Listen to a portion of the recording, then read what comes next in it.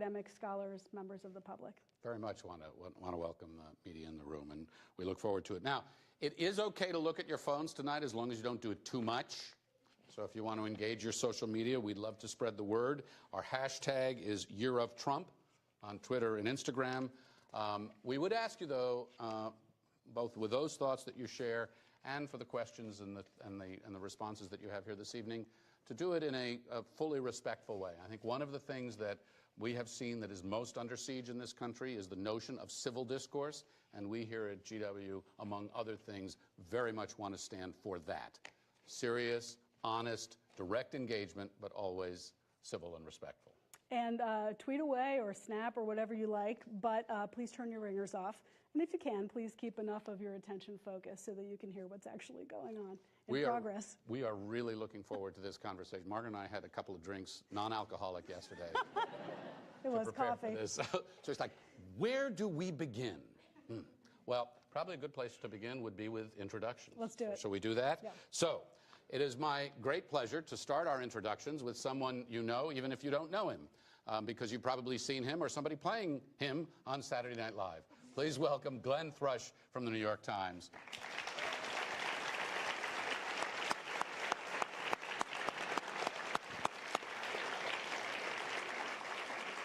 Kiss you? Thank you, Glenn. Have a seat. Yeah, not him. You also know our next guest from Fox News, and also because President Trump feels safe and comfortable with him, likes his questions, and likes to engage with him. So please welcome John Roberts from Fox.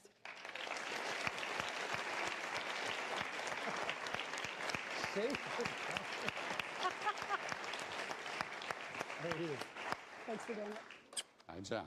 Just because I'm Trump bait, I mean, they get him to come over and talk to you all. For those of you at the School of Media and Public Affairs, you know our next guest because we're privileged to have her as one of our Turker Fellows this year. She spends time with students, with faculty, and with others.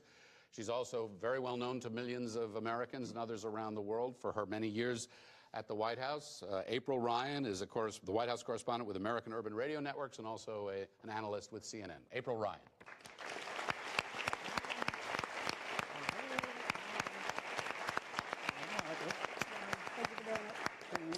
Hi, April. Do I get one too? Yes, Thank you. Our next panelist is the Vice President of the White House Correspondents Association. He will succeed me next summer, and also the Chief Washington and White House Correspondent for Yahoo, Olivier Knox.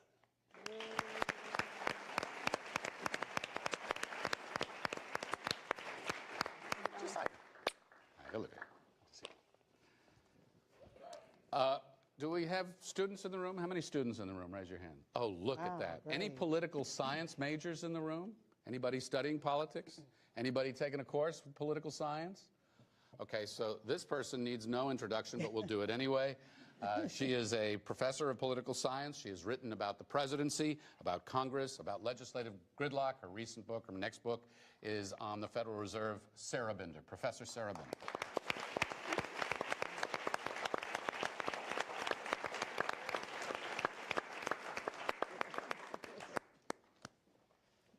And last but certainly not least, it's maybe a little bit intimidating to look at a room like this and a panel like this and think that you're the representative of the Trump administration, but we know that she is more than capable of doing a great job tonight. We really want to thank her very much for her participation tonight. Sarah Huckabee Sanders, the White House Press Secretary.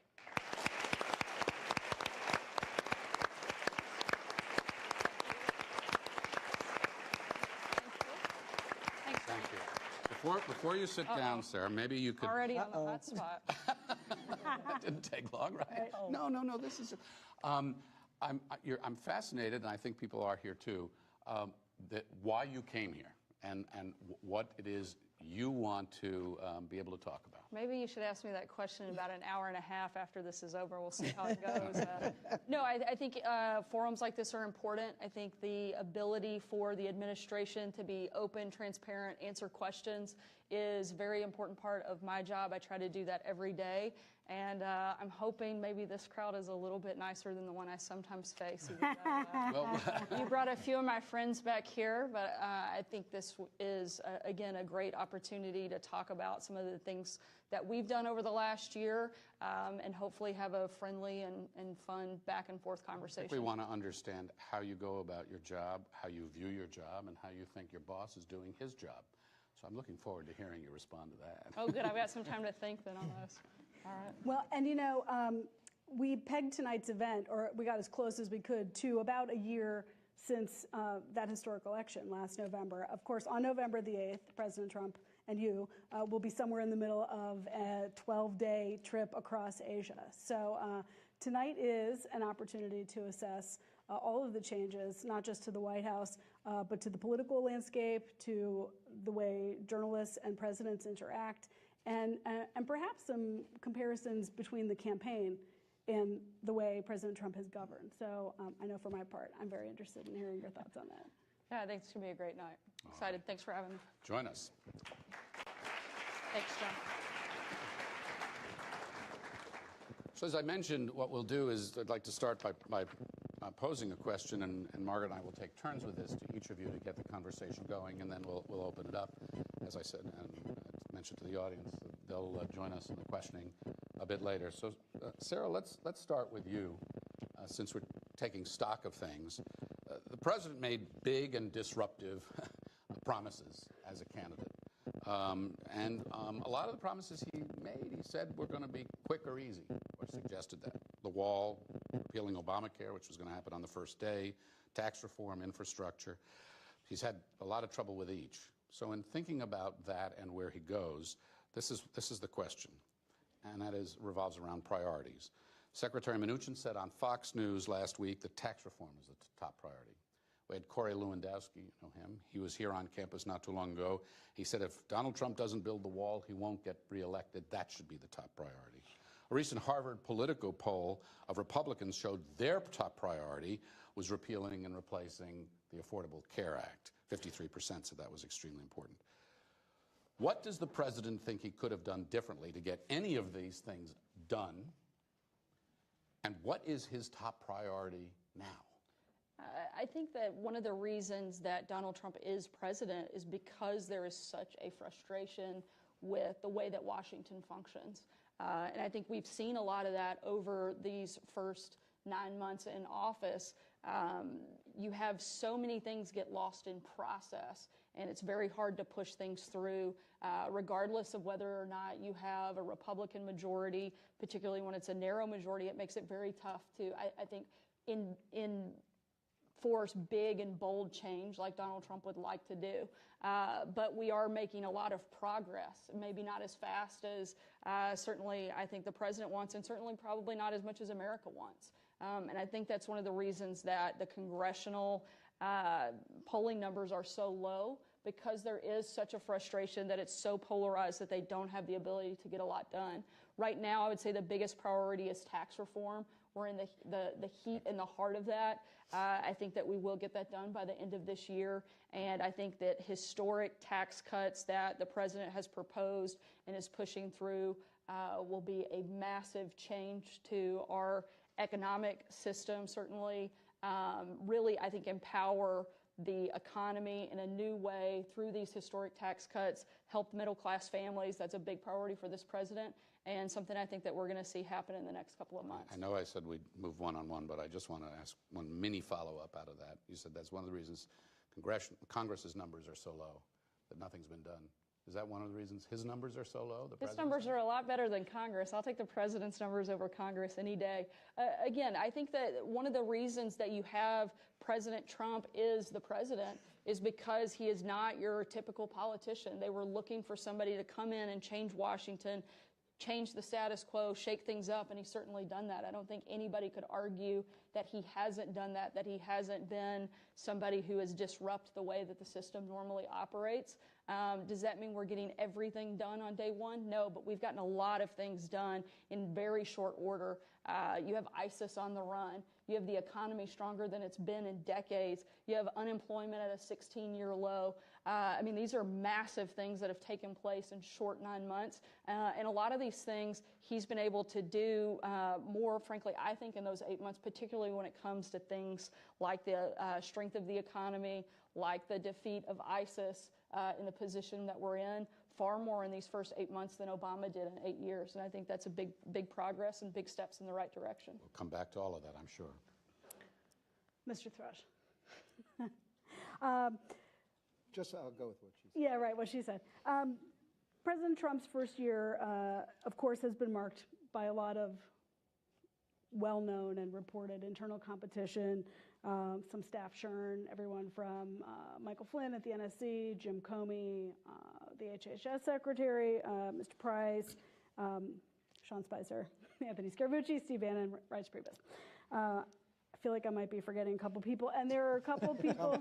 Yeah, I think we got Price, and there are a couple of remaining cabinet advisors or top advisors who have been sort of under threat of will he, won't he, stay or go. How, other than the kind of political reportage, how do you think that has actually affected the management of the executive branch and the process of governance in the early months of this White House? It's a great question. The first thing I'd like to do is I'd like to thank Sarah for coming. I know it's very difficult to be kind of outnumbered, and I think it's Kind of outnumbered. incredibly cool that she would come here and submit herself to this sort of thing. It's just a conversation. That's right. You're setting it up to be. Oh, really Frank, that's fun, what you Glenn. think. No, look, I think part of the problem with this White House in general has been the fact that they are learning on the job. So a lot of the disruption that we've referred to, and there's no question that the mood in the country or significant parts of the country is really restive. People wanted to change. They want things shaken up. But I don't think they wanted it necessarily quite shaken up in this way. And you see that reflected in a lot of the polling, which shows that the president has lost a significant amount of support from independents, without whom, particularly in the center part of the country, he would not have been elected president. Oh, I shut up. why do you always accuse me of something? I'm off. Check your phone. My phone. Check your phone. It's dead. Yeah, it's dead, all right. Hey, Which makes you even more questionable, Glenn. I'll just let that one go. No, I think in general, part of the issue is this guy's learning on the job. He had no experience in this, and that was a benefit during the campaign. And I think part of the problem is his brand precludes him from saying he's learning on the job. So he can't necessarily do what a lot of presidents in this position, and a lot of presidents haven't been in this position, which is to say essentially that I'm ramping up. And that, I think, reflects itself in the way that, with all due respect, some of the communication comes through. I thought with General Kelly a couple of days ago, what was noteworthy to me is not so much that he made what appears to be a fairly significant error, in fact, with regard to this issue of the Congresswoman's characterization of the conversation and the characterization of the Congresswoman Wilson's speech that she gave at the opening of the FBI office a couple of years ago. But the fact that there was not an immediate attempt to deal with that. Clearly the general, and I'm imputing this, misremembered to some extent. Perhaps he had a different impression of what occurred. That's a fairly easy matter of fact to clear up. But, and I won't name the senior administration official who said this to me, but very early on during the presidency, probably in February or March, I don't think I made an error in a story, but there was, I think, a failure to communicate. I didn't get someone to comment on deadline. And the senior administration called me up to complain about it. I said I would deal with it immediately online. And then I said to them, I'm really sorry about this. And then that person said something to me which was really telling. They said, "Don't apologize, it's a sign of weakness." I don't view apologizing or admitting error or admitting that you made a mistake, in fact, to be a sign of weakness. I view it to be a sign of strength. And I think in terms of the president and his approval ratings and his interactions with all these branches of government and the American people at large, that he would probably be doing himself a favor if he would admit, as everyone else around him is capable of seeing, that he is in fact learning on the job. Lot there. John Roberts, let's talk politics for a minute. Senator Bob Corker, Senator Luther Strange, Representative Charlie Dent, Dave Reichert, Representative Ileana Ros-Lehtinen have either announced their retirement or, in Strange's case, been defeated in a special primary race. The Breitbart boss and former advisor to President Trump, Steve Bannon, spoke of a season of war against the GOP establishment. What impact, from your perspective, and you've covered politics for a long time, you know this very, very well. That's not a joke about your age. Don't be offended. No, no, no. Just because I covered the first Roosevelt presidency doesn't make me Bully for you. older than you. Yes, that's right. What impact has this year of upheaval, do you think, had on the Republican Party and conservatism? I think that the ultimate effect of that remains to be seen. You know, Steve Bannon does really push a lot of alternate candidates going into the midterm elections. I think that it could have a fairly dramatic effect on the Republican Party. Mitch McConnell seems to think that it's a bad idea to float the type of candidate that Steve Bannon is putting out there, hence the reason why he said the other day with the president, repeated again on Sunday, that his goal is to get candidates who can be elected and therefore maintain a majority in Congress. I think the biggest problem for the Republican Party is they have been screaming long and loud, give us the House, give us the Senate, give us the White House, and you'll see things get done. But things in Congress haven't gotten done yet, and the president suffered a stinging defeat twice when the Senate couldn't pass repeal and replace of Obamacare. Now, there are probably a lot of people in this country who are very thankful that that didn't get done. But if you're a Republican and you want to get elected in 2018, or if you're a Republican president and you want to get things done, you're looking at that saying, we gave you the keys to the kingdom, and now you're not getting anything done. And you've been promising for the past 7 years that the first thing you were going to do when you got the majorities in both houses in the White House was repeal and replace Obamacare. They won 3 elections on that, and they didn't get it done. When push came to shove, after all of those show votes that they took in the Congress to say, well, we know this isn't going to do anything, so we'll vote yes, repeal and replace, where when the rubber met the road, they choked. And I think a lot of Republicans across the country are looking at that and saying, we keep sending you to Congress on the promise that you're going to get something done, and you don't do it. So then all of these alternative candidates start to float to the surface a little bit more, and many of those are people that Mitch McConnell says won't get elected. So the Republican Party could end up shooting itself in the foot because it couldn't get done what it promised to get done, but I still think it's a little bit early to see the full effect of that. Thanks, John. April. April covers urban communities across the United States, and I know this is a big focus of your reporting. And other things. Among other things. If you were to highlight just 1 or 2 policy issues that you think have had the biggest impact on urban communities, which ones would you highlight? And are those the same issues that you think have gotten the most coverage? No. What we're hearing in the news that's affecting the urban community right now is the issue of taking the knee. And this president has a major microphone. He has a bully pulpit. He was able to write the narrative saying it was about the flag and about the soldiers and about this country, which it was not disrespect about that.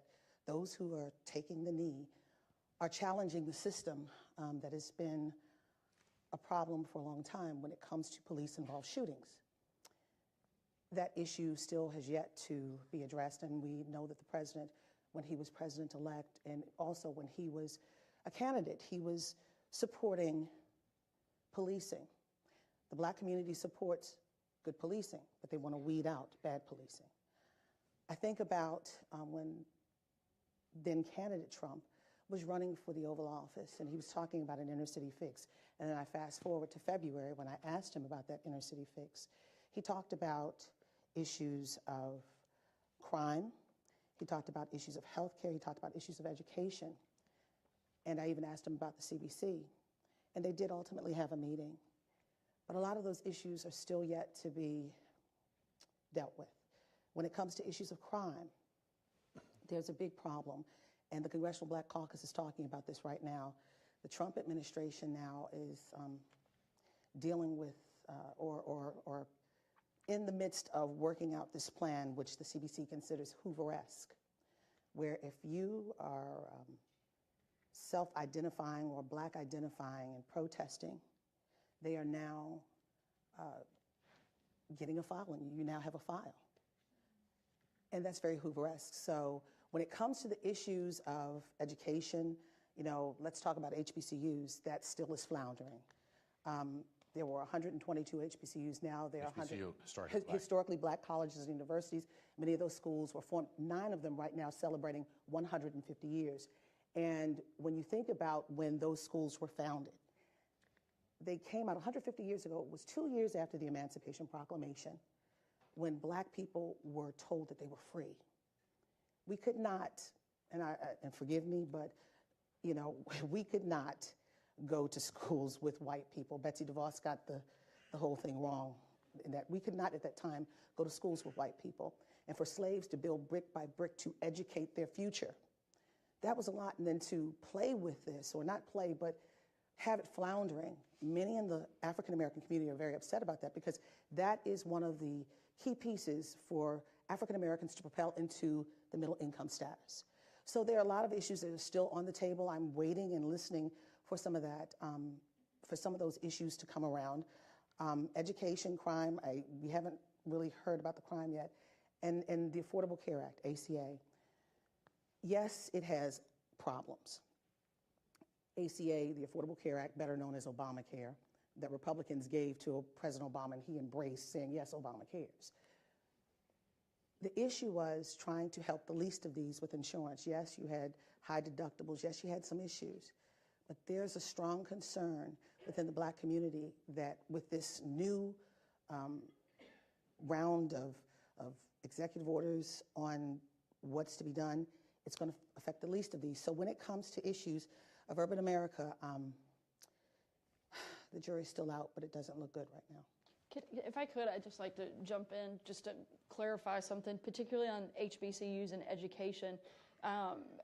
President Trump has actually done more in terms of elevating HBCUs. He's moved that office back into the White House so that it's been empowered in a greater level, given a bigger platform instead of having it housed at the Department of Education.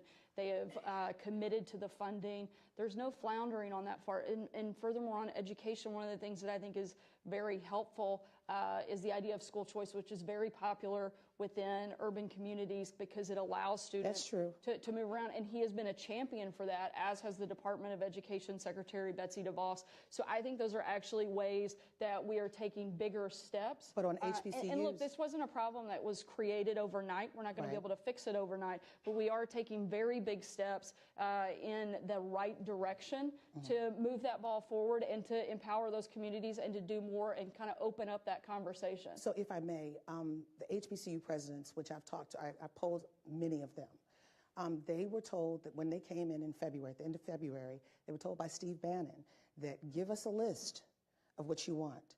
And they wanted money for Title III. They wanted year-round Pell Grant, which they did get through Congress. Which the Trump administration supported, but. Okay, but they were working on it prior to, but that's true. But then they also had, they had asked for a one-time lump sum of $25 billion.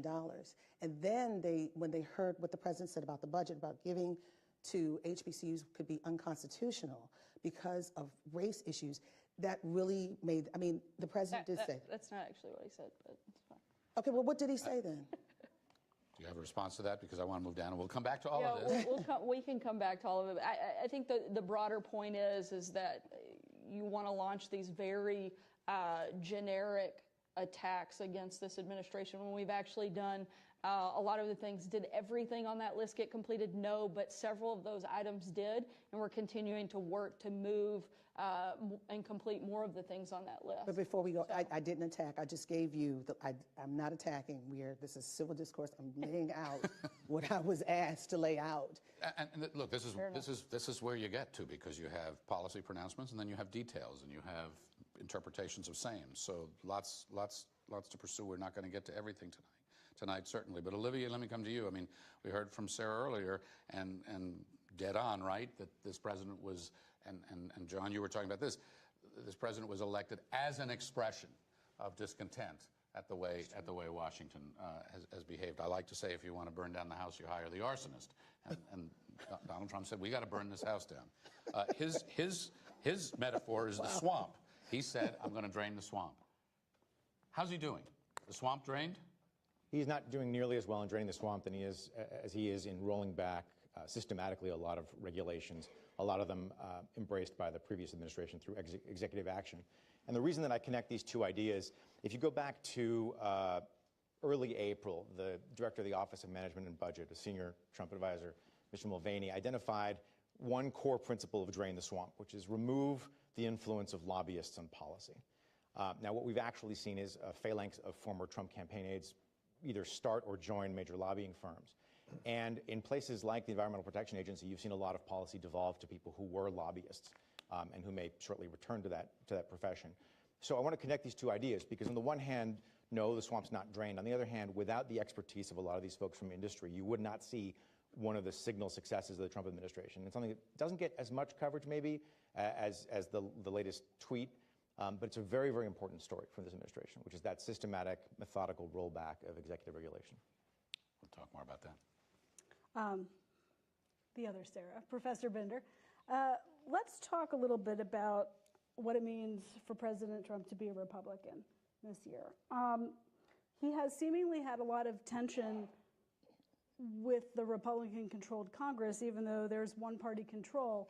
And at the same time, he seems to be working toward a goal with that Republican Congress, maybe a two-pronged goal, one of attempting to get things accomplished that fit his agenda, and two, of trying to shape a Republican Party that's a little bit more in his vision.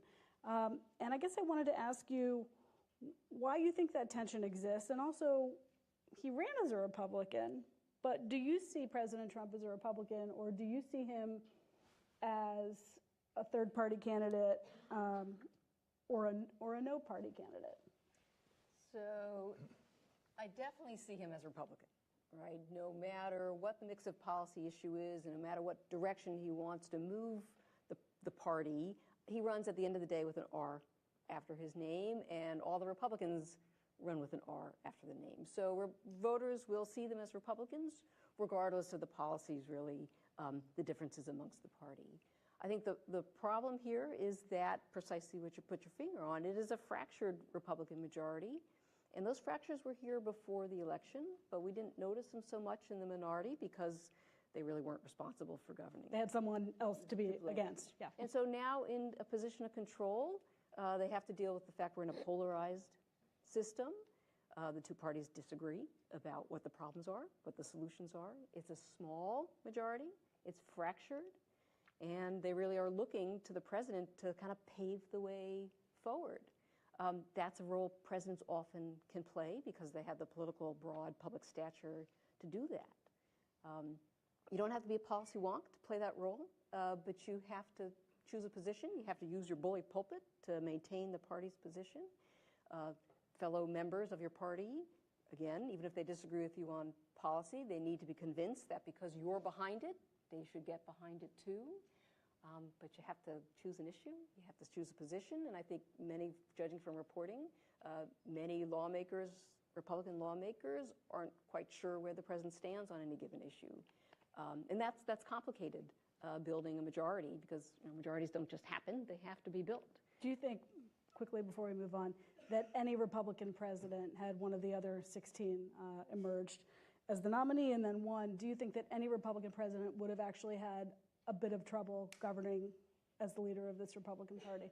Well, there's certainly fractures in the Republican Party that would have emerged, and certainly would have emerged on Obamacare, repeal and replace.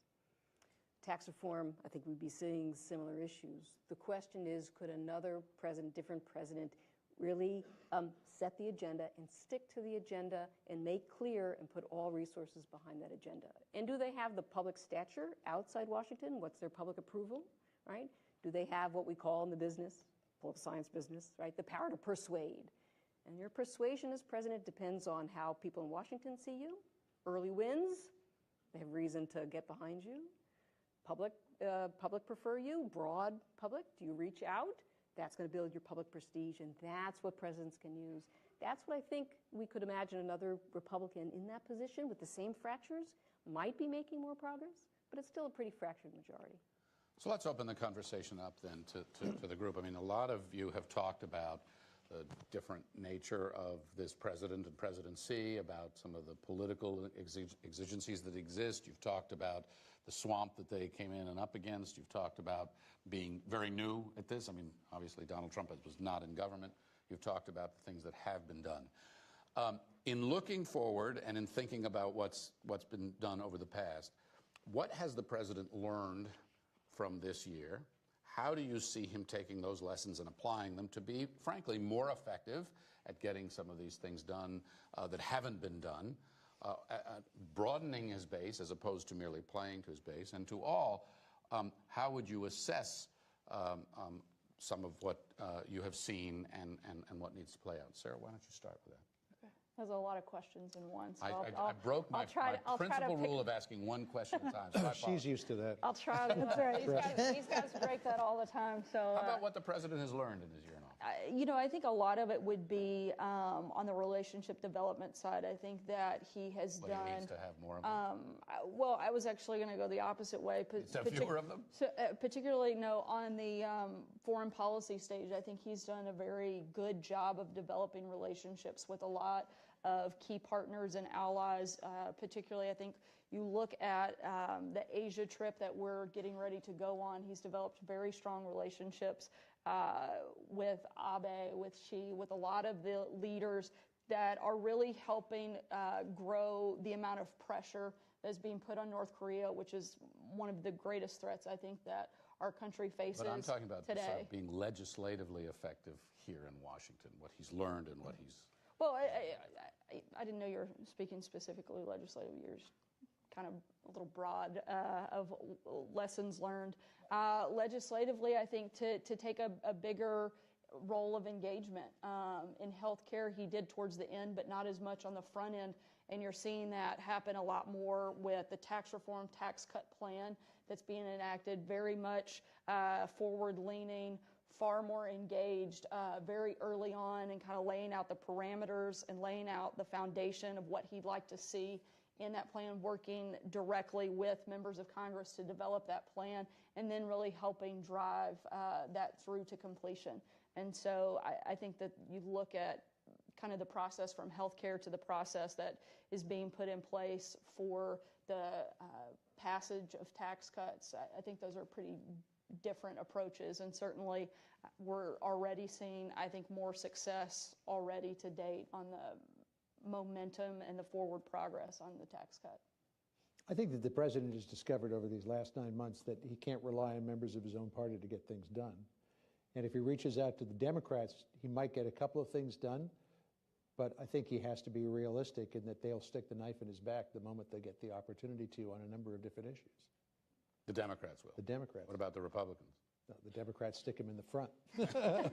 That's the difference. I mean, when you look at it, his real problems getting things done have come down to a handful of people. It's come down to Rand Paul, who continues to refuse to vote for anything that involves a dollar sign. You've got Susan Collins, who stands on principle. You've got John McCain, who stands on principle. And then Lisa Murkowski seems a little bit fungible, depending on whether or not she can get the process that she wants done. So it's really down to just a handful of people that are blocking him from getting done what he needs to get done in the Senate. But they're standing on their principles. I think Paul is standing on the principle of, I need to say this because if I want to get reelected, this is what I pledged to do my entire political life. And then the other ones probably could be convinced to do it if they're given the right set of parameters in order to become comfortable. Am I right or wrong? Possibly. I don't know if some of those are more principle and less, Posture. yeah.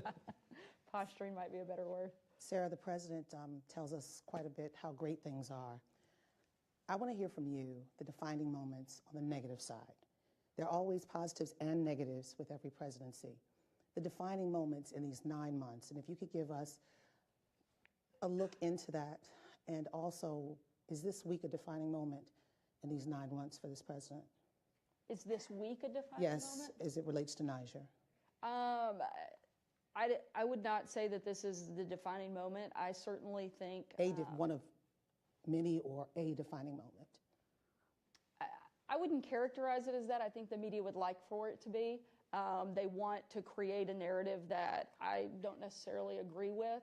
And I think that there is certainly a desire to make this into a situation of kind of an attack point on the president. I don't necessarily agree with that process at all. I think in terms of the negative, I think the biggest negative would be Congress's inability to do their job. It's their job to legislate. It's the president's job to be the executive, to lay out kind of the priorities, the principles, help drive those, use the bully pulpit, which he has done. I think, to John's point, you've got a few people that are holding up, I think, a lot of progress. And to me, that would be the greatest negative, is Congress's inability to step up and do their job, particularly members that have been campaigning on a lot of these things over the last 7 years, some of them even longer, and now they have an opportunity to really step up and do some big things, and I hope they'll take it. Will there be an apology this week? How about how he's used the bully pulpit? Well, look, I think, hey, I'm not averse to beating up on Congress here. I think it's a pretty fair thing to do. But we are talking about a presidency in the first 9 months that has not functioned as a normal presidency. We see just hundreds of positions unfilled. I think all you have to really look at to understand what has happened was the president's policy page on his campaign website, which you can continue to look at, and it will say 401, or was it 404 error, or an empty page. There was not a lot of policy. The president did not release anywhere near the sort of specific policy proposals that I would say, I would venture to say I didn't look at every single website, but probably any candidate in the entire race or any candidate in any recent race. There was not a policy focus by the president at all. And our reporting has shown exhaustively, particularly on the healthcare debate, that he was uninformed about basic facts about the healthcare system in this country. I've interviewed, and my colleagues have interviewed, dozens of people who attest in good faith to the fact that the president was not prepared for a lot of these policy discussions. I think he is more conversant with the tax issue because it is something that he is more familiar with, but particularly on areas such as health care and entitlement reform and the budget, he has not been as conversant, and he has also not been as studious as previous presidents. This is not an opinion. This is based on a certain volume of reporting. Now, in terms of, we were having a colloquy back and forth between April and Sarah about urban America. I started my career covering low-income neighborhoods in New York City, and I'm not that familiar with the historical black college issue, but I can speak to the Community Development Block Grant Program, which is one of the central components of the Department of Housing and Urban Development, really the principal means by which the federal government is able to ameliorate poverty, both in terms of housing and community services. Director Mulvaney of the Office of Management and Budget zeroed it out in his skinny budget this year.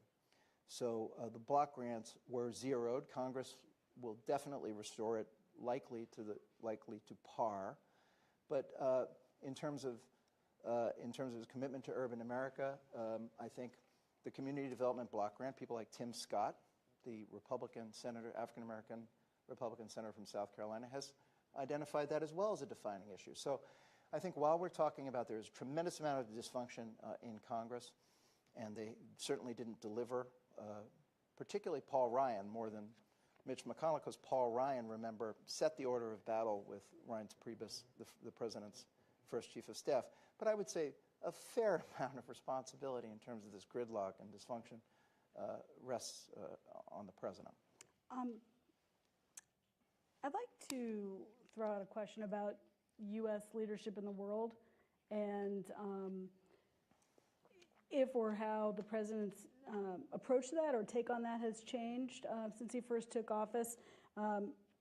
We could be talking about global pacts, Paris or whatever. We could also be talking about his both interest and instinct for engaging with foreign leaders, some allies that he's made, some testing of boundaries that he's done. And I want to start with Sarah, but jump it around to That seems to be the anybody thing. else. Always start with me. Well, no, I mean, I sort of want you to frame this for us because I think during the campaign we really thought about him as a domestic-focused president who had a couple of international issues, primarily security and trade, job creation that he wanted to hammer on, but that his focus would really be at home. And then I think we saw in the spring with the summit with the Chinese leader Xi at Mar-a-Lago, almost like an evolution, a turn towards understanding that there was real leverage and power in those kind of relationships. But you're so much more on the inside than we are. Can you talk a little bit about the evolution in terms of his thinking about what's possible with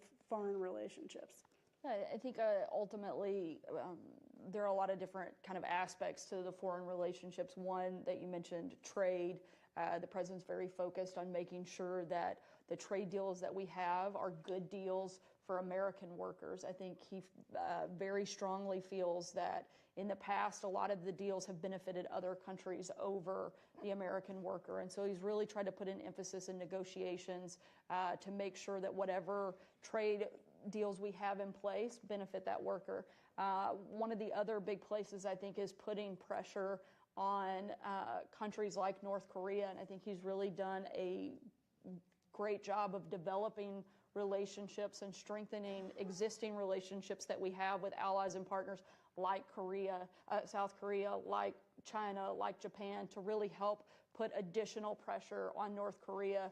That's been, I think, a very big focal point. You've seen him step up with more comprehensive plans to address Afghanistan and Iran, not just looking at like one aspect, but working interagency process and with a number of stakeholders to really bring about a more holistic approach to deal with places like Afghanistan and Iran instead of just looking at individual issues.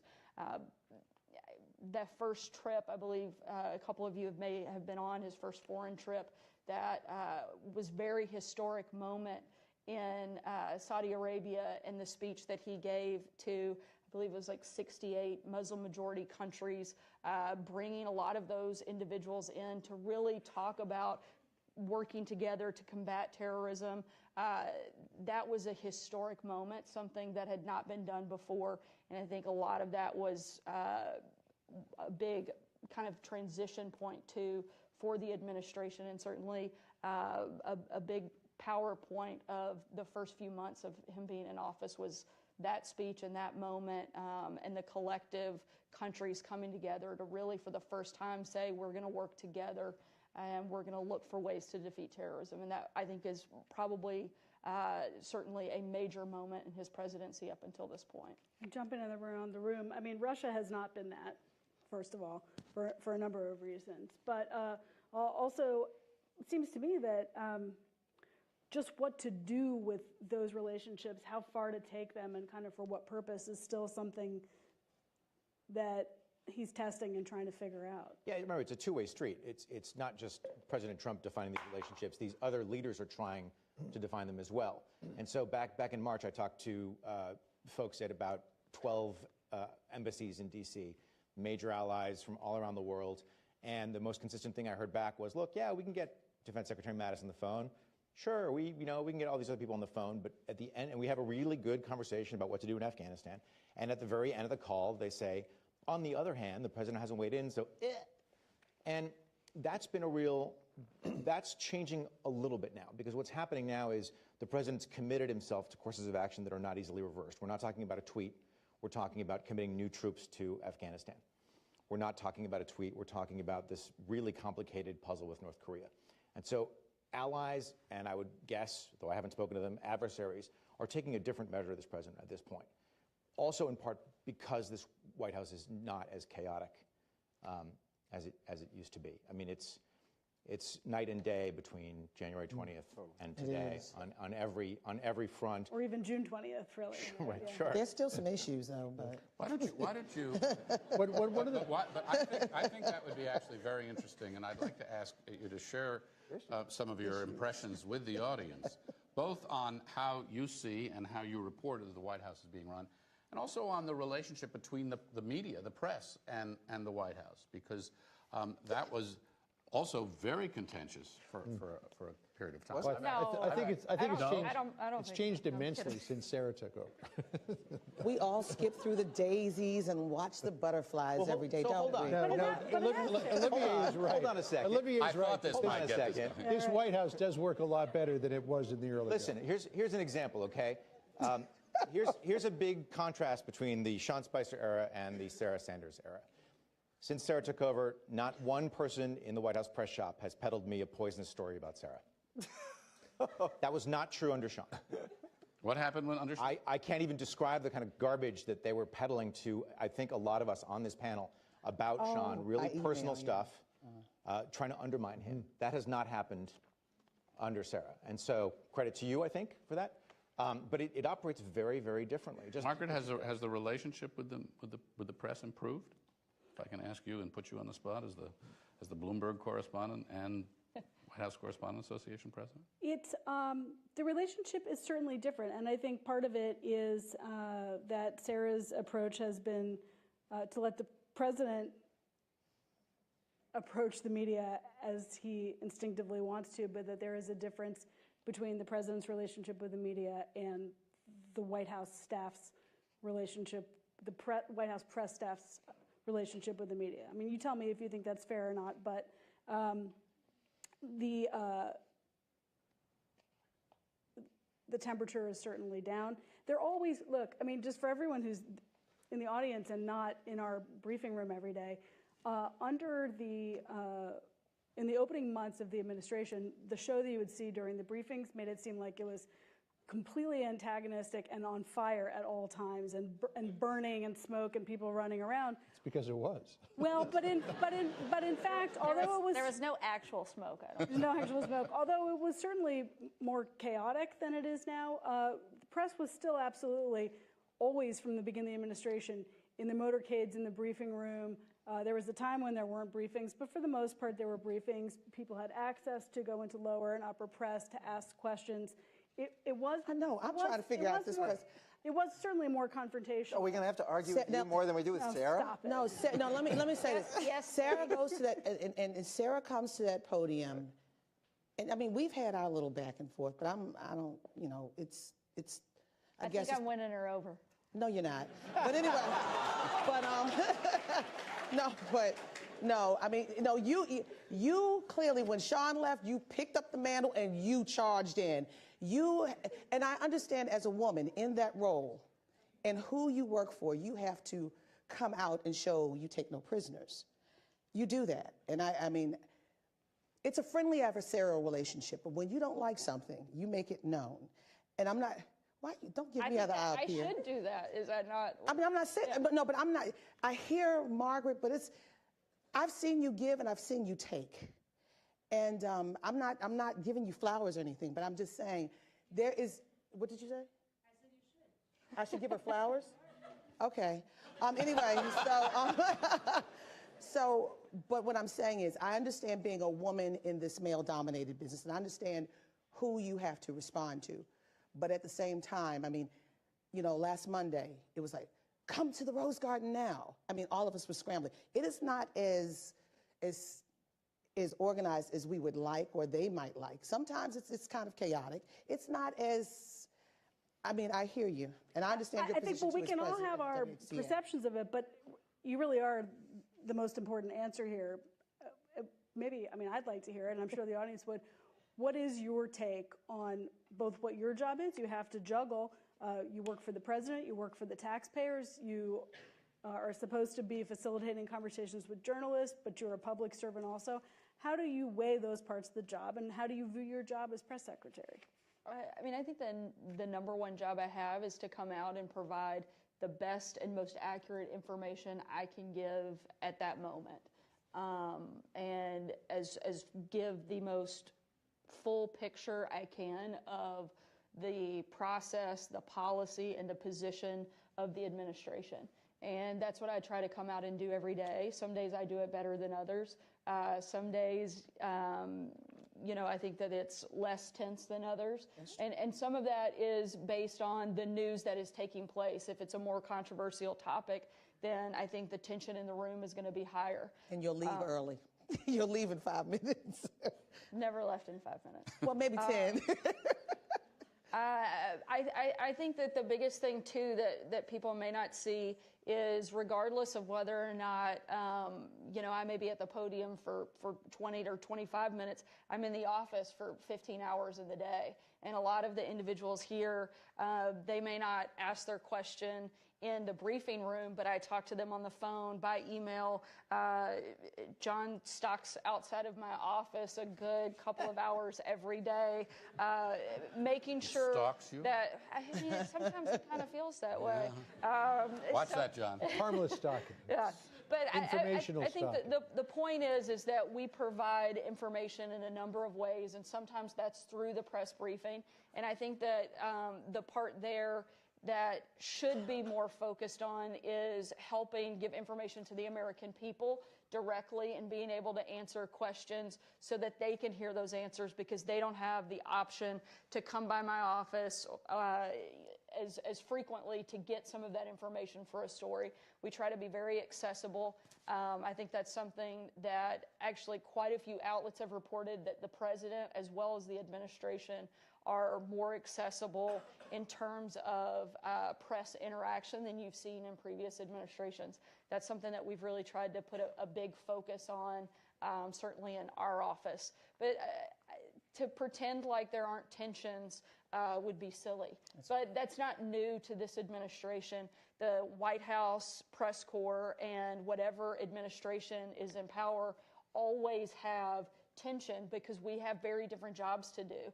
And whether or not sometimes we can work together better than other times, that certainly happens.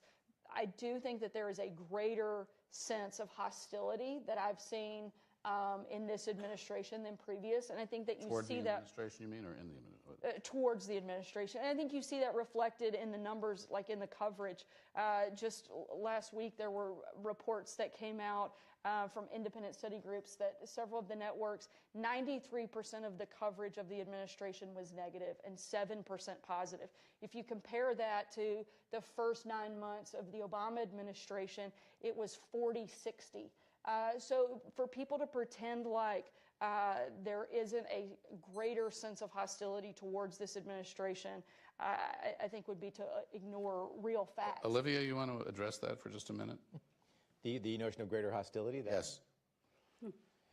Oh, man. I think one of the things I would point out, first of all, is that the White House press corps actually is just part of a much larger media ecosystem that also covers the presidency. You know, when you're writing about legislation, when you're covering the agencies, when you're covering the State Department, the Defense Department, and other places, all of the whole package, it does not start and stop with us. It's a huge ecosystem of people. Last year, the WHCA gave an award to someone for the Washington Post who's not in the White House press corps. So it's important to take a broader view, I think, than just the narrow feuding between the press corps and the White House. I think a lot of the fights in previous administrations you probably didn't see spill over. I can guarantee you I went nose to nose with people who've had Sarah's job before. Let me try to think of I think I asked one of her predecessors whether they were psycho or just stupid. I'm glad we haven't gone there yet, Olivia. I like the yet. But the night's still young, right? So you're saying there's hope. Leaving the window open. So you're saying there's a chance. Yeah, I mean, the question is whether that figure that you cite, that Sarah cited, is the result of the extremely different nature of the administration, or whether it's a built-in hostility to the administration. And I'm not sure how I weigh the two of those things. You know, the use of Twitter, for example, to drive the news cycle. There is a fair amount of oh my godding on our side of the business, some of which has been unfortunate.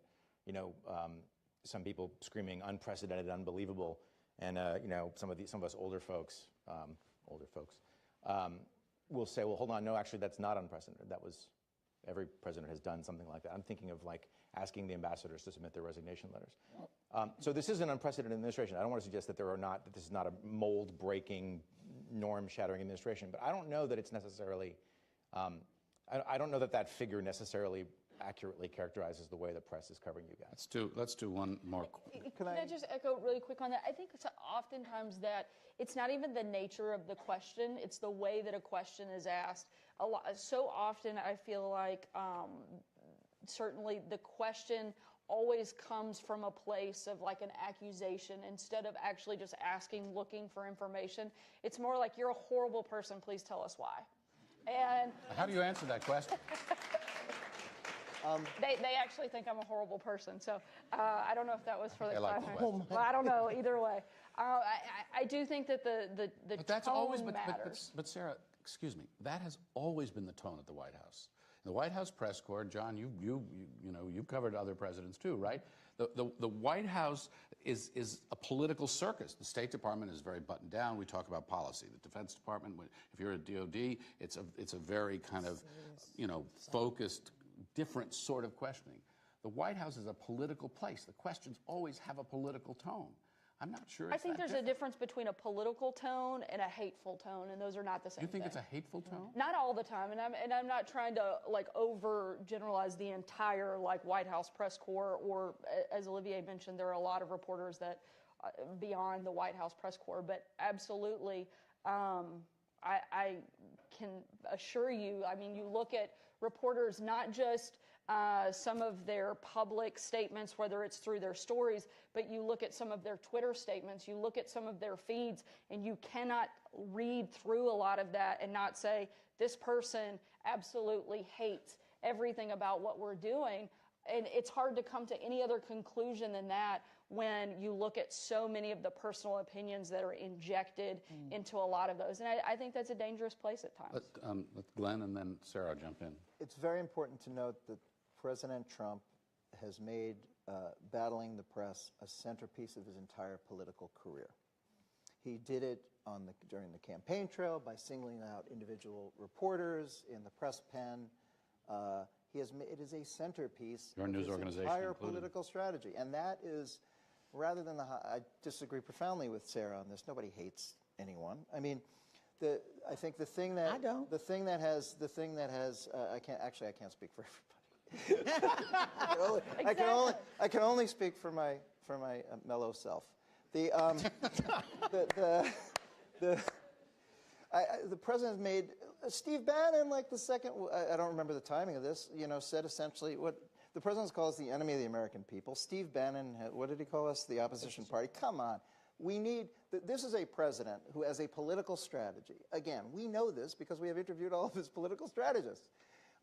Because of his high negative ratings, which were present during the campaign, north of 50%, unprecedented numbers for a major party candidate, his strategy actually, as a presidential candidate, was to raise the negative of his opponent, which is entirely intuitive and totally smart, and by the way, genius. Worked.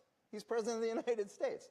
He needs an opponent. This is a politician who does not do particularly well standing alone on center stage. He's somebody who performs best as a politician and as a political entity with opposition. And in the absence of Hillary Rodham Clinton or whoever next is going to come up against him, he chooses opponents. Mitch McConnell at the moment is a target. He requires that because that is what his political career is premised on. And the political press is his central, omnipresent opponent. More than anything else, I think. And you saw that with the first appearance Sean Spicer made in public. It was not to come out and answer questions. It was to harangue us about making a factual error at maximum decibel, not giving anyone a chance to ask him questions. And I think that was at the behest of the President of the United States. And I think that tells you straight out. This really is not that hard, guys. Like, it tells you straight out.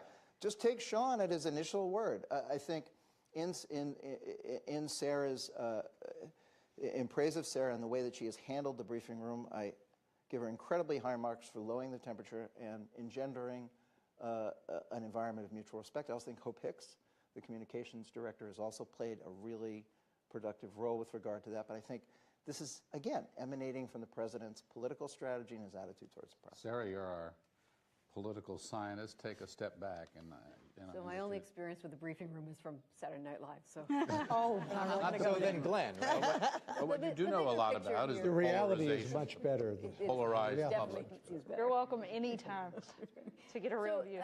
It's pretty clear here the stakes are huge, right? The president is enormously powerful in terms of the U.S. global position in the world and for individual lives in the United States. He can be a force for good and he can be a force for bad in both arenas. And so it makes sense that there's this type of conflict going on, and we expect the press to play that role of accountability. Right, I think I can't speak to the kind of harshness of the debate that goes on a daily basis, but someone has to ask Does this reflect the polarization that you see in the broader public when you study the public? Well, I don't read the press as being partisan on one side or the other, so I don't think of it as that type of polarization. But it's just the stakes are huge because there's such disagreement about what policy, what is even a problem, and what the outcomes are, what the solutions are, and that was it was an intensely polarizing in that sense election.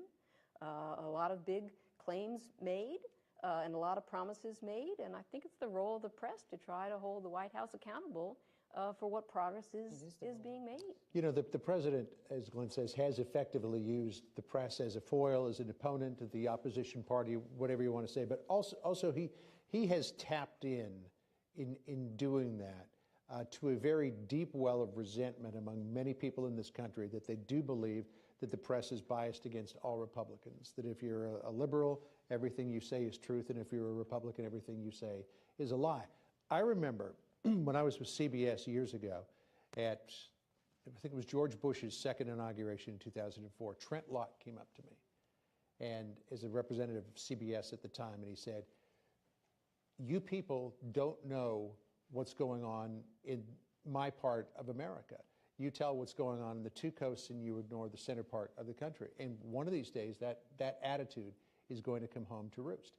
And it took a while, but it came home to roost in 2016 because I went to so many campaign events in so many little towns and big towns across America. And when President Trump singled out the media, he had the entire room with him. And it got to the point where I became worried that perhaps some people were going to become violent against members of the press, which is just something that should never happen in this country. We see that in dictatorships, we see that in autocracies, in places of the world that are very, very dark corners.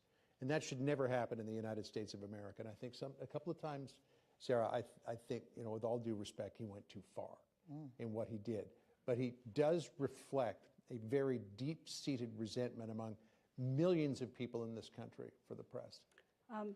In a couple of minutes, we are going to move to the question and answer section of tonight. I wanted to circle back to an answer I started to give before you panned me earlier, which was the question was whether things had changed. And I think the temperature that you bring to the debate certainly has changed since the opening months of the administration, but that the vim and vigor with which President Trump continues to often greet me in the morning by Twitter has not. Personally? I mean, It feels personal. So it has intensified, or at least remained steady. And I think for many of us, we're constantly weighing whether or not to respond, talk about that, write about it. Is it bait? Is it a distraction? Or is it important to kind of defend the principles of what we do? And, you know, for me, I've been a journalist for a quarter of a century. I work, I know, it's funny because I'm only 30, so I don't know how that happened. But say 25 years, it sounds less. Right. I work really hard at getting it right and being fair and listening to all sides of the story. And nobody likes to be attacked when they care a lot about being perceived as being fair and open-minded and working hard and being factual. My father, who's gone now, escaped from Bulgaria, from a communist country, and when I was growing up, the debates around the dinner table were always about criticizing government and questioning authority, no matter which party the president and the government or the Congress was controlled by, and that one of the great liberties of being an American is to question anybody who's in power. And that was kind of just a foundational building block of why I became a journalist, and I think why many of us care so much about our craft. And I think many of us worry that because there is some of this underlying distrust about the media, that people don't know that about us. And it's true that past presidents we've always jousted behind the scenes, but in public the message has almost always been about, even though I hate these guys, what they do is really important and it's a great part of America. And because we don't hear that as much, I think we worry about some of the long-term costs of this. I think that goes both ways, though. I think that there is certainly, I've never been attacked more, questioned more. I mean, I was called a liar by a major network in an official statement. I've been called outrageous things on air, and it goes unquestioned. There's no pushback. And that's time and time again to administration officials, the president. So I think that there has to be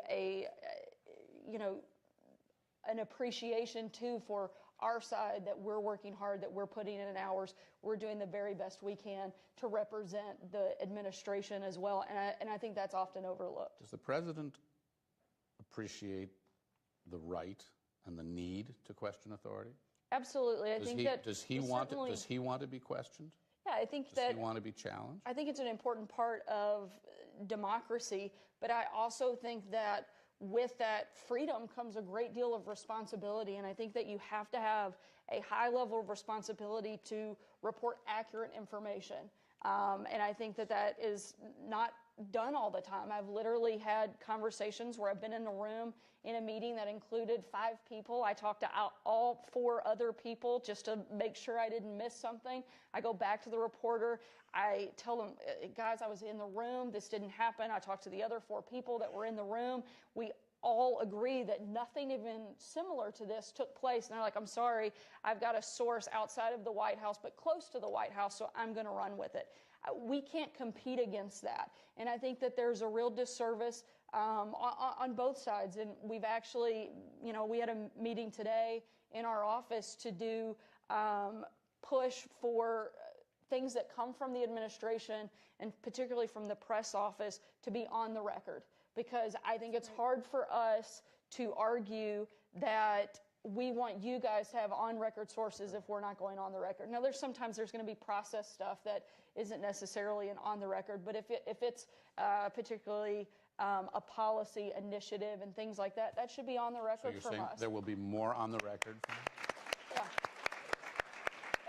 And that's something that we've tried, I think, to do with some success over the last couple of months, is working more to do on the record, certainly on camera briefings to allow that sense of access and sense of transparency so that you have that. But I think that goes both ways. And I don't think that we can be asked to constantly be out in the open, be transparent, and to do something so forward-leaning and always on the record when we're constantly having to compete with anonymous sources that weren't in the room, that aren't part of the process, and can frankly make up anything in the world they want to because we can't prove a negative. And so if we have to compete with that constantly, I think that is a really difficult situation, and I think it's a big disservice to the American people that there aren't more credible sourcing. And I think some of the bigger outlets, it's less of a problem, but now anybody with a computer can be a journalist. And you're constantly kind of having to juggle the differences of real journalism and not. But I do think that the anonymous sourcing is a really big problem and something that, as much as we can move away from, we should. April, why don't you make a point, and then we're going to turn to the floor. Yeah, I just wanted to make a point and ask a question really fast. The late Helen Thomas said, everything comes to the White House, from War, Peace, and everything in between. And I want to go back to a comment that you made about people making jabs or saying things. It's more their personal feelings. When we ask questions of you, and of course there are people there who kind of ask questions towards your base. There are other people who ask questions towards the other side. Then there are people who just ask questions. When you look at that room, how do you determine which one is a negative, which one is a positive, and which one should I call on? I don't look at the room as negatives and positives. So I think that's the wrong way to view the room. I look at the room as kind of an open book. I try to make my way around the room. I have people that come up to my office and say, hey, you don't call on people on the left side of the room. So the next day I try to focus on the left side of the room. Hey, you don't call on people in the back of the room. So I try to, make my way around a mix of TV versus print versus radio versus online, and try to give a mix of, more left-leaning, more right-leaning publications. I don't think that anyone can say I don't take tough questions. I call on a mix of everyone. I don't look at the room as negatives and positives, but as kind of an open floor space to, everything is fair game. And I do the very best job I can to call in a variety of people and make sure that I give fair and updated and accurate information as much as I can. Who do you go to when you're looking for an escape hatch? You can guess. John Roberts. John Roberts. No, it's definitely not John. We don't want to name names here. No, I'm not going to. I see. Okay. Nobody's watching. Say it. Dana Tell us. Perino.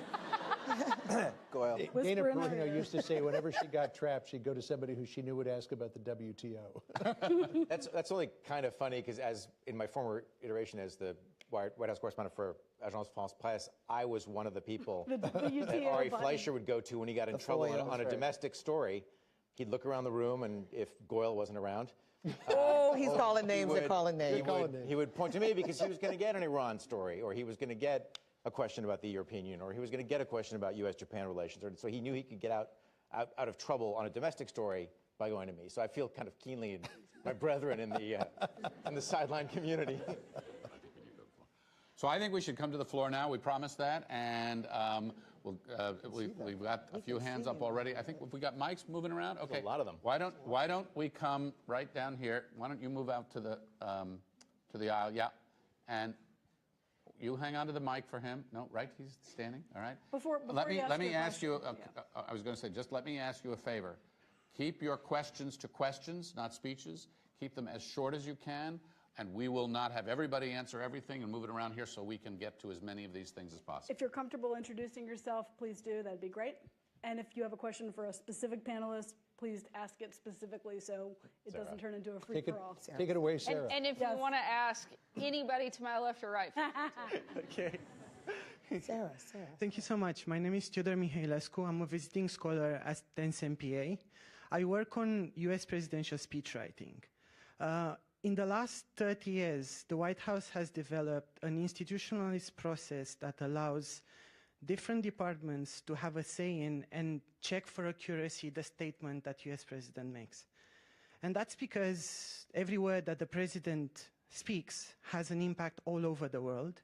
And it's also because these feedback loops allow the different departments within the White House to actually resolve any outstanding policy issues before the public statements are made. So what is your question? So my question, President Trump seems to be circumventing this mechanism a bit through his tweets. So my question to the press secretary is, how should foreign governments and institutional partners and even the wider public relate to President Trump's tweets? Are they public statements that the entire administration can stand behind, or are they personal views of the individual Donald Trump? And the question for the other members of the panel is, how do you relate to President Trump's tweets? Is it one or the other? Thank you.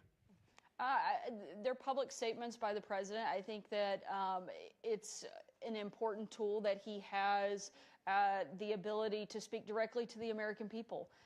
You don't always have to like it or agree with it, but I think that there is something really unique about this president in the fact that he does talk directly to the American people. It doesn't come through a filter of any of these individuals or even myself, but it's a direct line of communication, and it's a way for him to tell America and the rest of the world exactly where he is on a particular issue or topic at any given moment. And I think that's something that, frankly, people should be celebrating, the idea that you have someone who is so candid and authentic because I think that's one of the reasons he became president. They wanted somebody who wasn't scripted every single minute of the day and who wasn't a programmed robot, but somebody that was very candid, very authentic, and would buck the system. And you get that in President Trump. And I think that's one of the ways that he does that. His tweets are official. I use them in my news stories. So there's certainly positive aspects to the tweets that you just said. There's a downside if you're a House or Senate Republican trying to negotiate, say, tax policy, right? There's a mantra on the Hill, nothing's agreed to until everything's agreed to. Go behind closed doors if you have to, negotiate a complex deal, and then release it, right? Because otherwise people will start picking at the different pieces once they hear, oh, he's going to do this, he's going to do this. By tweeting about the 401k, he took that off the agenda, right? Negotiators might have included that particular tax provision, but it upended the ability to maneuver. So there's a downside. There's an upside for sure, but there's a policy consequence. And my hunch is that hurts negotiators on a tax bill. But I think it does offer that extra layer of transparency, which I think America appreciates a lot more than closed-door meetings. They know exactly where the president is, and I think that certainly outweighs the negative on that front. The challenge is the phrase that Sarah used, which is at any given moment, right? Because on Monday, he might say China is not being helpful at all in North Korea, and on Tuesday, he might say they've been great and wonderful and cooperative. And so one of the challenges for reporters is tracking those kinds of statements. You know, an old guitar soloist who was described as having a bumblebee in a jar, and you open the jar and the bumblebee goes around. And so there are some weeks where you're seeing these 180-degree shifts, or in some cases 360-degree shifts, by the president on Twitter, and those are very hard for us to sort of wrap our brains around and report. Because if Tuesday he's angry with China, Wednesday he's fine. How do you process that as a reporter? We have never had minute to minute a bead onto a president's consciousness or mood or instinct the way we have now. That is certainly a historic development. Let's take a question from this side of the room if we can. Learning from Sarah. See, it's not as easy as it looks, is it? Yes, that's right. We have a lot of options. Okay, second row, woman. Yes, stand. Woman. She has to introduce herself. I know. You woman, stand. Hi, I opened my phone. Hold on. I'm Katie Abagazale. I'm a student at GW. So there's a continuing notion that President Trump has more sensational headlines overshadow other news, such as the NFL debacle overshadowing Hurricane Maria and North Korea. So as members of the press, how do you address this claim, and how do you pick the stories to cover? Okay, great. We just cover it all. I mean, that's the only way to do it. When you're drinking from a fire hose, you get a very big mop and a very big sponge, and you try to digest it all. Clearly, though, this is a president who has a background in reality television. He is a very controversial figure and has been for his entire life. And so the controversies do tend to rise to the surface a little bit. And I took special note the other day when I was the pool correspondent for the Oval Office pool spray with Governor Rosselló of Puerto Rico. The president talked for 35 minutes, which I think was a record-setting Oval Office pool spray. And the poor cameraman was going like this by the end of it. But he really wanted to talk about Puerto Rico. And I think the reason why he wanted to talk about Puerto Rico, because there was some sensitivities on the part of the president that maybe he needed to get the story out there a little more against the opposition of how he believes that this administration has responded to Puerto Rico. So being a person born, forged in the crucible of controversy, the controversies are always going to rise to the surface unless they're war with North Korea, which might possibly trump the NFL. But it's just the heat is what heat rises, and that's the way it is with this guy. He loves the NFL story. It's great. He's told people, we've reported, other people reported, that it's good base politics. It's also just intuitively what he's into. He tried to own an NFL franchise. He had a USFL franchise. It's very much on his mind. And it's part of it's part of sort of the cultural milieu in which he exists. So as with a lot of things, and Sarah can totally talk about this too, is with the president, it typically works on 4 or 5 different levels. It doesn't tend to do anything for one particular reason. It tends to be a combination of the political, the personal, and what's in the news at the moment. not to be Debbie Downer here, but there's a policy consequence for his legislative agenda. I think, and that's part of the difficulty for Republicans in advancing it. It's tough to stick to message. And Rex Tillerson, when, for instance, you get undercut in negotiations with the Chinese and the North Koreans. I think too, there's an obsession with the media. They'd far more rather talk about. They sit up here and no offense to any of you guys, but you act like you'd love to talk about policy. You have the platform. You're very able to steer the conversation to more substantive policy conversation, to talk about legislative things. There are a lot of big things that have taken place in the administration that have gotten virtually zero coverage. When it comes to the economy, the stock market is at an all-time high. Unemployment at a 16-year low, ISIS on the run, the Supreme Court justice nomination. There are some major things, deregulation at an unprecedented rate, over nearly 1,000 regulations that have cut back, that have allowed a lot of the companies that are creating jobs, the growth that has taken place. That doesn't get talked about. And if you look at the polling, too, of what Americans actually care about, it is economy, it is jobs, it is national security. If you look at what the media covers, it is palace intrigue. It's who likes who today. It's whether this person is friends with this person. It's very rarely on the substantive policy issue, particularly more so on the TV front, which drives a lot of the other coverage that other outlets write about. And so I think it's great for us to act like it's all driven by the White House's inability to push things. We're getting a lot of things done. We're making a lot of progress. But frankly, I don't think the media wants to talk about it very often. Sarah, on April 6th, 2017, I remember that because it was my birthday. Happy belated birthday. Thank you very much. I sat in the Oval Office. Better late than never. That's really nice. Thank you. I sat in the Oval Office with the President and my colleague Maggie Haberman, and we asked the President some serious questions about infrastructure, and he immediately turned the conversation to Bill O'Reilly. And then he went on to Susan Rice talking about unmasking. We really had to chase him around in terms of the conversation to bring it back to infrastructure. He didn't want to talk about infrastructure, and he didn't have a lot of specifics when we pressed him on specifics. So I wasn't part of that meeting, so I'm not going to. But I'm not going to comment on that. But if you look at the activity of the White House day to day, particularly, I mean, today you have a foreign leader visit, you have a Medal of Honor award ceremony, and those things got far less coverage just today alone. And those are big things. But Sarah, those are major moments. That's always the case. And I'm not saying that it's different. So the question really is, the president has the bully pulpit. The president, through the message discipline that Sarah's talking about and others have talked about, has the capacity to set the agenda, to set the frame of a story. And so doesn't it go both ways? I mean, isn't it also something that you and your boss should be mindful of? If you want more policy coverage, you want more substance coverage, you can contribute to that. And I think we do every single day through speeches, through events at the White House, through the activity that we're doing. But Sarah, let me ask you this. I mean, today was great. I mean, typically the medal ceremony would be like one of the highest pieces.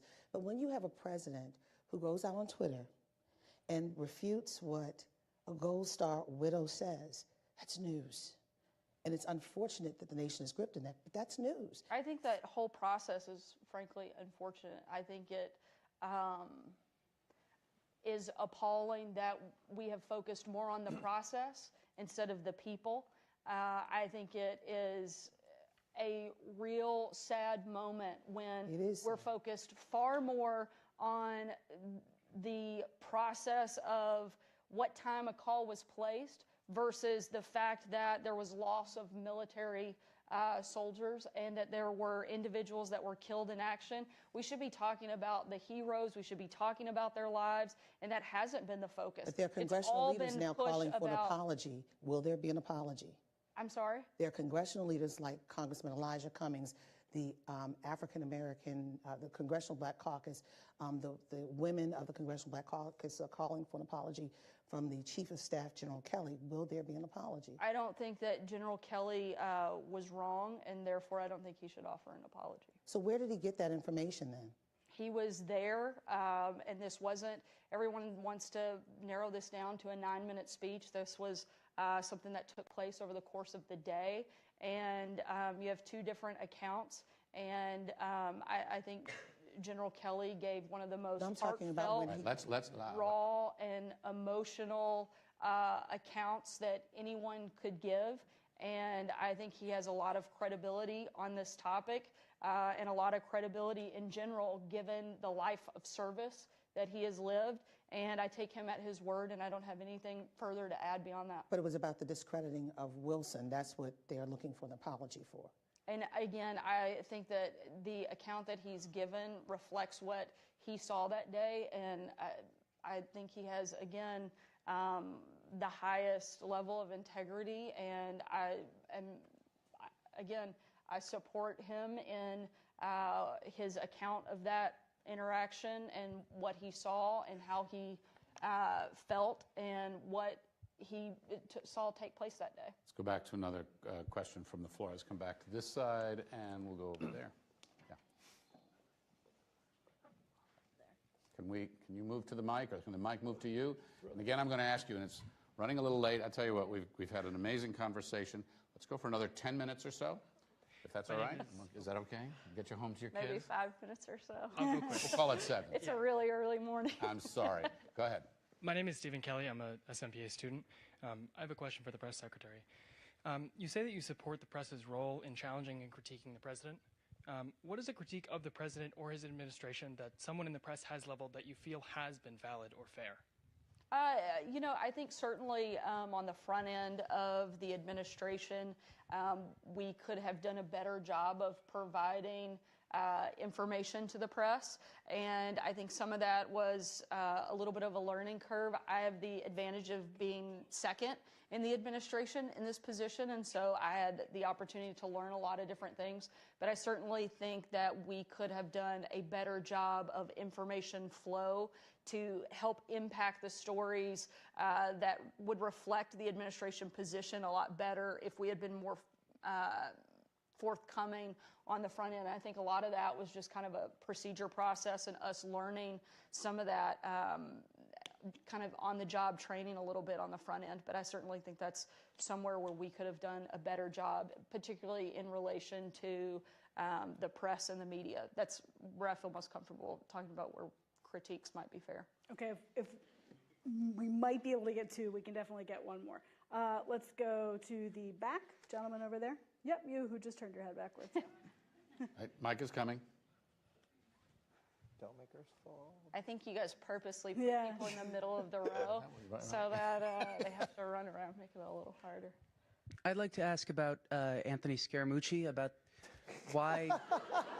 Okay, last question. About what sort of decisions were made in order to hire Anthony Scaramucci and to allow him to give, or direct him to give his interview with, I believe, the New York Times. New Yorker. New York. Wish. Sorry. Every night, man, I go to sleep. Every night. Mooch was mine. TMI, Brian Glenn. Lizza just took him away. TMI, Glenn. Come on, man. Swap right in there. Well, that was a nice insight into Glenn's life there. or lack thereof. But, Now you know how to get him. in terms of the hiring process, I can't speak to that. That would have not been something I would have been a part of. In terms of the interview, that was a decision he made, and you would have to ask him how he feels about the decision to do that. But Will you be giving interviews like that? No, I don't think so. So I don't know if that answers your question. It's not a lot of information, but that was a decision he made to do that interview, and you'd have to ask him for any further detail on it. Okay, so we are going to do 1 more. Last question. Not that it wasn't an amazing question. Gentleman here. Yes. Yes, you. Just hurl the microphone. Give him the microphone. Go long. Run! Oh, he's running. Go! Oh, he's coming. Oh. Well, good evening. First off, I'll thank you, all of you, for spending a great evening with all of us in one of the best university in this world, the George Washington University. Wait, hold it. I think that counts as a statement. I of was speech. gonna say, I think he may have been a plant. But. No, but don't stop now. Okay. No. My name is Henry Huang, and since it's kind of, I'm a second-year student in Elliott School studying international affairs. Since it's kind of running late, so I'll try to keep my question as short and sweet as possible. My question is regarding on President Trump's tweet, which has stirred up a lot of discussion, i.e. the famous misspelling, "Ka-fei-fei." Oh, Lord. Now, we all know that White House press briefing travels slower and spreads slower than the tweet than President Trump's Twitter. So my question is, how does your job have changed through this year in order to respond more precisely, more accurately towards Trump's tweet when it comes to White House briefing? Thank you. I think that was actually a question for you guys. I know it was. I'm off the hook for the last. So the question, if we've got it right, is how have the president's Twitter instincts and other instincts changed the way we do our job, right? Thankfully, I'm on the hour. I'm on the air every hour, so I'm frequently updating.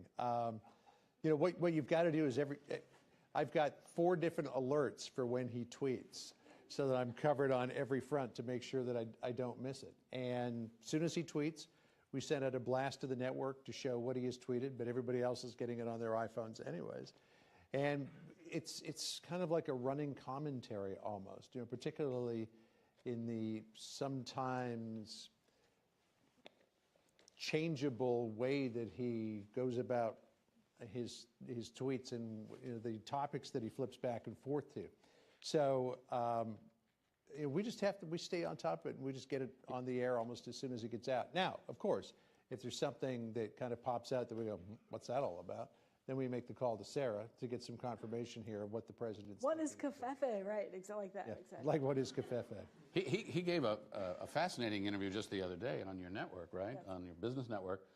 Saying, and he said, I wouldn't be president if, you know, I might not be president. He also said something. I watch it and I tweet right then. He also said something that was interesting too. Remember, who saw the movie Broadcast News? Remember when Albert Brooks is talking about the leadership qualities of Muammar Gaddafi, and he picks up the phone when William Hurt is on the air, and he says, blah, blah, blah, blah, blah, blah, blah. And William Hurt says it right back. And he says, I say it in here, and it comes out there. The president looks at Twitter very much the same way. He said, for him, it's like a typewriter. I type it on my smartphone or whatever he uses to tweet, and the next thing he knows, it's on television. So it's his way of using a typewriter almost to get whatever he wants on the air in almost real time. What do you do at the New York Times Online, or what do you do with his tweets? Do you report them in real time? Are you reporting differently? How do you, at Yahoo, which is a digital news platform, handle tweets that are coming literally at any hour of the day or night? It's evolved. I think early on, I remember getting in trouble. I will share this detail. I remember getting in trouble because I was on TV when I was on duty. I was actually on air when he tweeted something, and I actually wrote the story while I was on air, but there was a sense of incredible urgency early on that absolutely everything tweeted was... And I think what's happened now, and I think it's actually quite healthy, and you hear this from diplomats too about foreign leaders. They tend to absorb things, and I think it's being much more released into the bloodstream. So even if he does it in real time, I think people are saying now, wait a second, what does this mean? How does this play in with what he said before, and should we take it seriously? Yeah, it's the reassertion of news judgment, right? Yeah. It's basically outlets that have come to sort of get used to this fast-paced, constantly moving news from the president. I do think it's notable that, I don't know about any of you guys, I have never written a story off an @POTUS tweet. They're all from @RealDonaldTrump, right? Yeah. Mm-hmm. Yeah. I don't know across the media, I don't know that anyone's Want to ever explain the distinction? Yeah, so @POTUS is the official presidential Twitter account, and @RealDonaldTrump is what the president's really thinking. And it's funny to me to see that, because we used to get mad when, you know, the Obama folks announced stuff on Twitter, and that seems like a quaint time, almost as quaint, and John will remember this, almost as quaint as when we were all in a tizzy because President George W. Bush walked out of the Rose Garden holding Bernie Goldberg's bias under his arm, and that was considered, you know, an incredible attack on the Fourth Estate. Reassertion of news judgment has been very important. Does this fit into a story we currently have, and therefore do we add, you know, later the president, and I love this phrase, took to Twitter to say X. I do have, on some issues, right of first refusal. So on North Korea stuff and foreign policy in general, I can sort of, you know, come in and say, don't, or I will, or go ahead. Sarah Binder, can I turn to you? You know, thinking of this again as a political scientist, do these things that you're hearing, how does this change political discourse, the way political discourse has taken place, and the power of the bully pulpit, which you know well and have studied?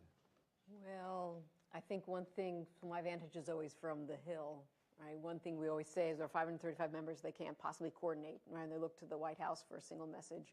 So the tweets kind of fragments attention. I think that's different than what we're used to coming from a White House. Tweets can be good for discourse, and they can be bad for discourse. So I think it's pretty widespread effect. One of the differences in recent months, I guess, has been that in the initial going, because this is all so new, literally every tweet that he issued made it on the air in some form. Now it's only the ones that are like really that get on the air now. And there are still a lot of those. I think as we wrap up, we would like to try to give Sarah some parting words. I just first quickly want to go back to the issue that Olivier raises about at POTUS versus at real Donald Trump. And it raises a question or a theme that we're going to need a whole other panel to talk about.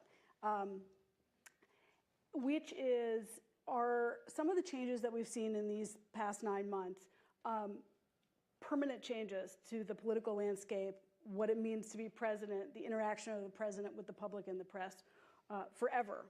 Is the landscape change in American politics, or some of these specific to Donald Trump, or to Donald Trump term 1, or to Donald Trump year 1?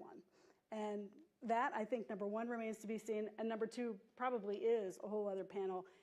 The WHCA always likes to try to do educational panels throughout the year. This year we are going to be making an effort to do more than normal and to try to get out to some other parts of the country. So we hope whether you're in this room or watching on TV or live stream that you will stay in touch with us.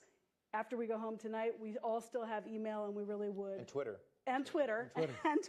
And would love to hear from you. Well, your Twitter so he says. Dormant. You're just taking a break for now. But anyhow, and we do really very much want to thank you for your time and give you the floor for a couple minutes. I won't even take a couple minutes. I just want to say thank you for inviting me, allowing me to come, and certainly for, I think, a very open and positive back and forth. And so I appreciate the opportunity to come and answer questions. And I think that it means, since I took questions from most of the panel, that I don't have to take questions from them tomorrow. Great, So that means you're not going to be No, calling on no. Guys, you're out of luck. Panel blackout. Raise my hand. You Raise just my have to hand talk to tomorrow. those anonymous sources. In all seriousness, I really do appreciate the opportunity, and certainly I think the opportunity that you guys don't get to see, but that the back and forth that we have on the daily basis with not just the folks up here, but I see quite a few other White House reporters in the room. And I do think that that is an important relationship, and one that I hope that we can continue to improve and look for better ways for both of us to do our jobs, which I think is to get information to the American people. And that's to get accurate and informative information to the American people. And I think the more that we can work together to do that, I think the better off we're all going to be. And so, again, I appreciate the opportunity and look forward to continuing to do this more, and certainly taking more questions from these guys. Well, I hope you will come out. I would like to thank the White House Correspondents Association and all the folks up on stage. You work monstrously long days. I know you're going to be back super early in the morning, and you actually have a family to get back to tonight. But I think that conversations like this are really important, and this is an unusual one because usually you're across the podium from one another. And for us to have an opportunity to engage a conversation about how this works, about some of the issues, for you to hear some of the concerns expressed by people here, as you do all the time, and take some of the questions from the floor is gigantically important. We at this university, and with our students and with our faculty who are doing the research and others, try very hard to understand this process. There's a lot of talking about the First Amendment and what it means. We study it here, and we study it here because it is a pillar, a cornerstone of what we are all about. You are, all of you, on that front row. You are shaping history, and I think that we all very much appreciate the conversation here. I think we also look to you to have this respectful but adversarial relationship with one another. The questioning of authority that you talked about is what this is all about. Holding you to account is their job, and you should hold them to account. We should be held to account for what we in journalism do and write and get wrong. And that's one of the reasons, John, to your point, that the public has so little confidence in the media right now, because they don't see that level of accountability as a two-way street. So a very healthy thing. Many thanks to all of you for being here this evening. Thanks to our audience on C-SPAN and our live stream audience for joining us. And again, thank you so much for your time and being so generous with what is your most precious commodity, which is your time. So thanks. Absolutely. Thanks very much.